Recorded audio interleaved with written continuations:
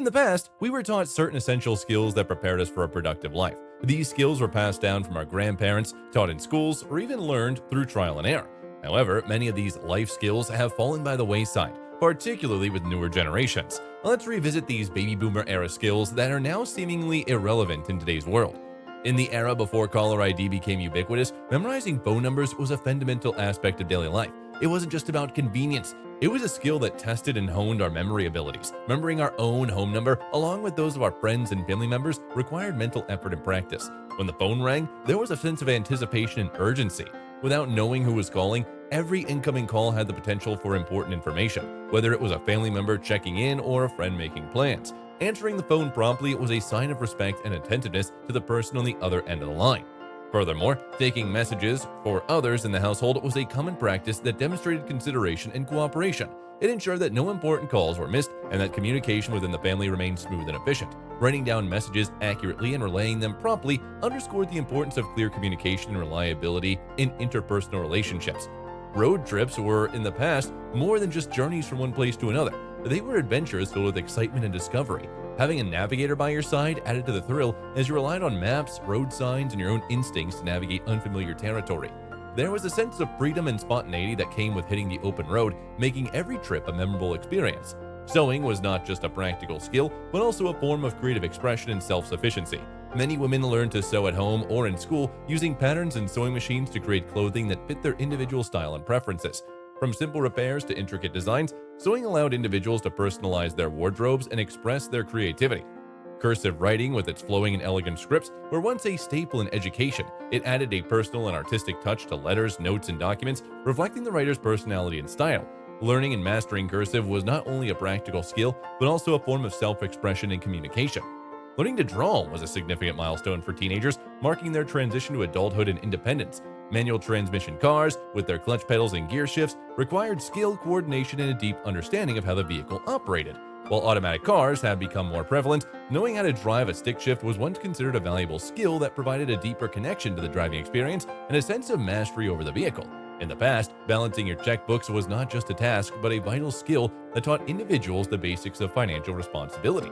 It involved meticulously recording every transaction, from deposits to withdrawals, ensuring that the account's balance matched the actual money amount available. This process provided a clear overview of one's income and expenses, fostering an understanding of where money was being spent and how to budget efficiently. By regularly balancing their checkbooks, individuals learned the value of money and the importance of living within their means. They could see firsthand how their spending habits impacted their financial health, allowing them to make informed decisions about their finances. This hands-on approach to managing money instilled discipline and accountability, helping individuals develop healthy financial habits that would serve them well throughout their lives. However, with the advent of credit and debit cards, the practice of balancing a checkbook has become less common. Many young people today rely solely on digital banking platforms where transactions are automatically recorded and balances are updated in real time. While convenient, this shift has resulted in a lack of hands-on experience with managing finances and understanding the nuances of budgeting. As a result, many young people may struggle to grasp basic financial concepts such as budgeting, saving, and avoiding debt. Without the foundation provided by balancing a checkbook, they may be ill-equipped to navigate the complexities of personal finance in today's digital age. Therefore, it's essential to emphasize the importance of financial literacy and provide education and resources to help young people develop these critical skills.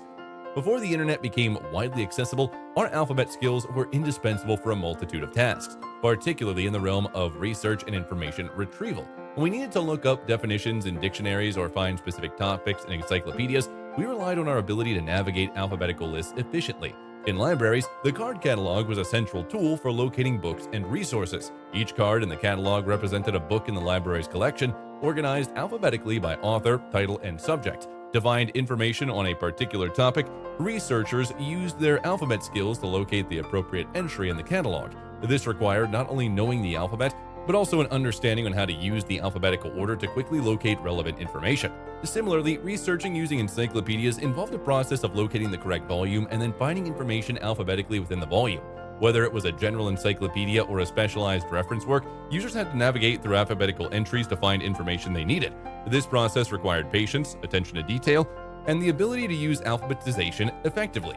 Writing letters was once the primary means of long-distance communication, teaching us patience and adding a personal touch to our messages. Throughout the 20th century, handwritten letters created lasting memories and strengthened the connections between people. Typing on a typewriter was once a standard part of education, teaching students how to position their fingers and memorize the keyboard layout to increase typing speed.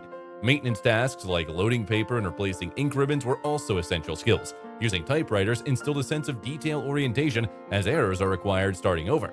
Many households had a set of dishes reserved for special occasions, such as fine china, displayed in china cabinets. While these dishes were often passed down through generations, the tradition of using them regularly has become less common.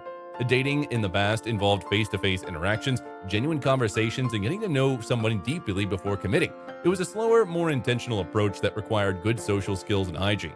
Today's dating scene, often based on online profiles, can be unpredictable. But there was a time when we valued doing things ourselves, from manually rolling down car windows to physically going out to eat instead of ordering delivery. Going to the bank in person to deposit or withdraw money meant interacting with a bank teller, adding to the simple pleasures of daily life. These manual actions weren't just routines. They taught us to appreciate life's little joys. If I missed something, let me know. That was all from us today from Vintage. For more similar content, make sure to subscribe to the channel. See you in the next one.